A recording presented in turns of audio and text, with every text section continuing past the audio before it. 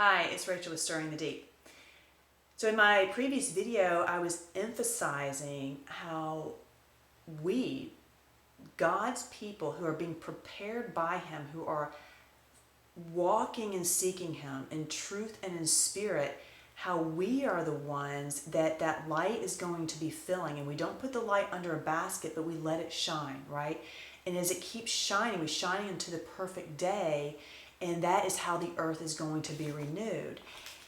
We are the peacemakers. It says in Matthew 5:9, "Blessed are the peacemakers, for they shall be called sons of God." And I want you to think about that, because in these days, that's what I'm saying, because when you have the kingdom of God coming up in you, what that means is that you are starting to walk in righteousness, becoming holy, which means that your thoughts, your words, your actions, it's all starting to come from a place in serving love. Okay? Love, what's loving and honoring to you, God, and everyone around you. And when you start operating in that mindset, you start creating peace in your life. And therefore, you are the peacemaker. You're creating that peace because of that mind of Christ that you have. And this is what's happening. This is the kingdom of God. This is God starting to fill His temple, to start to take over and reign on this earth. Okay, that's that transition happening. And there's this verse that I want to share with you. It's Psalm 49:5-9. It says, "Let the saints be joyful in glory. Let them sing aloud on their beds. Let the high praises of God be in their mouth, and a two-edged sword in their hand, to execute vengeance on the nations and punishments on the peoples, to bind their kings with chains and their nobles with fetters of iron, to execute on them the written judgment. This honor have all His saints." That judgment is that we're bringing in peace now. Evil has been reigning, and people have delighted in that evil and that wickedness, which all it's created is unrest. But now the shift is, because Satan is being thrown down, the shift is taking place. Now that righteousness is starting to reign, but it's starting as a mustard seed. It grows from within. Okay, so blessed are the peacemakers. And this is where it gets very interesting, because as I said, people, they understand the power of God, and especially within you, and when you have that mind of Christ and what you can create, and how that coming through God's people and spreading and filling this earth is going to renew this earth. That's part of the renewal. It's part of the recreation. That is what God is going to do.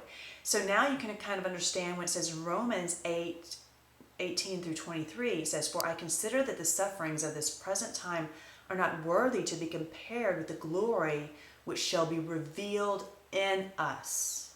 That's that light, that Spirit of Christ.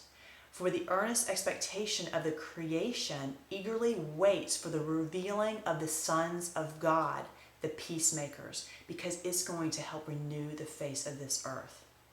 "For the creation was subjected to fertility, not willingly, but because of Him who subjected it in hope. Because the creation itself also will be delivered from the bondage of corruption into the glorious liberty of the children of God." Into the glorious liberty of the children of God. Think about what this is saying. We are the ones bringing this in. What an amazing honor. "For we know that the whole creation groans and labors with birth pains together until now. Not only that, but we also, who have the first fruits of the Spirit, even we ourselves groan within ourselves, eagerly waiting for the adoption, the redemption of our body."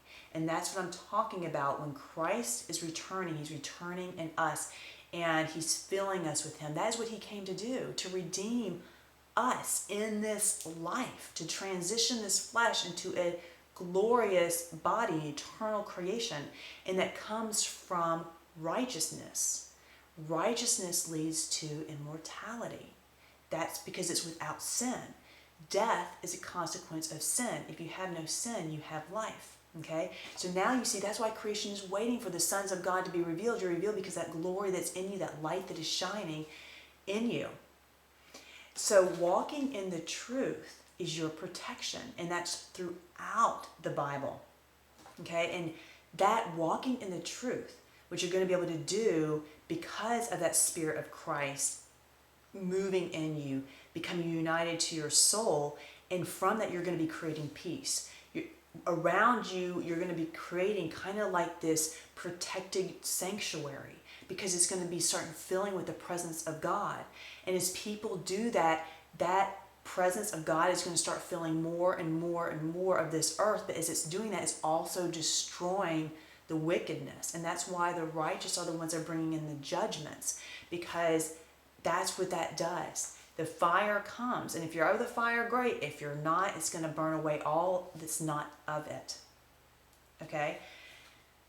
So in Proverbs 1:33 it says, but whoever listens to me, that's that wisdom, that what I'm talking about, that Spirit of Christ is wisdom, to listens to me will dwell safely and will be secure without fear of evil.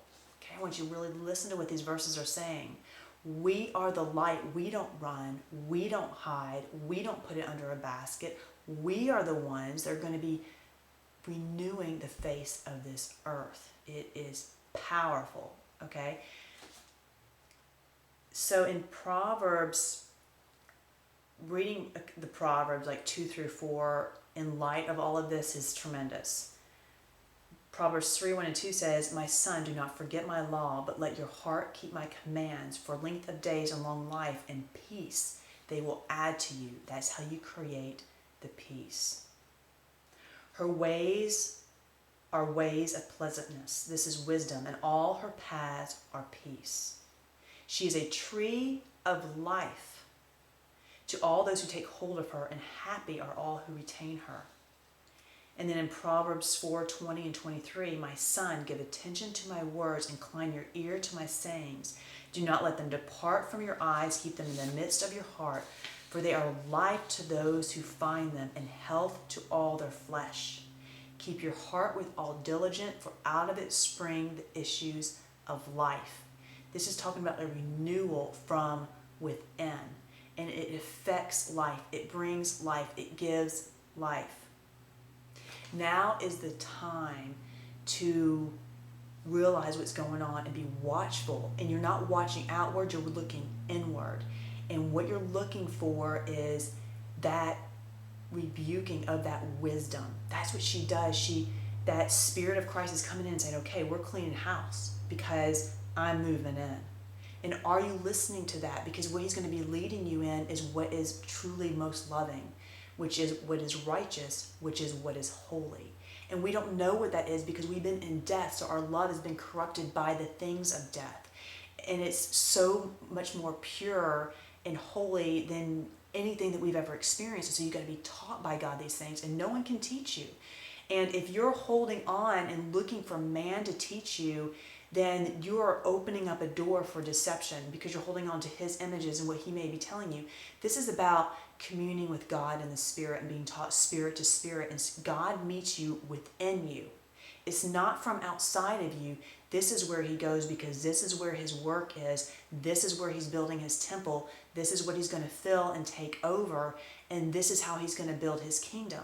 So if you do not see, and you're not listening to that, if you don't see growing peace and growing rest and growing love in your life, I would seriously examine your life. And this is one problem with all these images that are external, is everybody's looking outward. Oh, they'll just be raptured. Oh, they'll just be, and it doesn't fit with the word, and you're not looking in the right place, and you're ignoring what's happening internally. And if you're not giving heed to that, you're not going to have the oil. The door's going to be shut, and that's when you experience that outer darkness, because you're not embracing that Spirit of Christ, because it's love. So you have to embrace it, because that's what love does.